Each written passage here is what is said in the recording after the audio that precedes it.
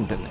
బిడ్డడికి ఆపద కలిగిందనుకోండి, బిడ్డడికి ఏదైనా కష్టం వచ్చిందనుకోండి, వెంటనే నా ఆయుర్దాయం పోసుకుని నువ్వు బ్రతకరా నాన్న అనగలిగినది ఎవరు అంటే అమ్మ ఒక్కతే. ఆమె ఎంత చదువుకుంది అన్నది పక్కన పెట్టండి, ఆమె ప్రాణం ఎంత వెంపర్లాడిపోతుందో, ఆ మాతృత్వానికి ఉన్నటువంటి విశేషం ఏమిటో నిజంగా పరమేశ్వరుడు ఎలా సృజించాడో అర్థం చేసుకున్ననాడు. ఎక్కడైనా స్త్రీ కనపడితే ప్రతి స్త్రీయందు మాతృత్వము నిబిడీకృతమై ఉంటుంది. కాబట్టి కన్నుదోయికి అన్య కాంతలడ్డంబైన మాతృభావన చేసి మరలువాడు అంటారు పోతన గారిని. ఇంత పరమ పవిత్రమైనటువంటి అమ్మవారి విభూతిని సంతరించుకున్న తల్లి అని ఆమె పాదముల వంక చూసి నమస్కారం చేసి తప్పుకుంటాడు తప్ప అన్యమైనటువంటి భావన మనసులో పొంగేటటువంటి అవకాశమే ఉండదు.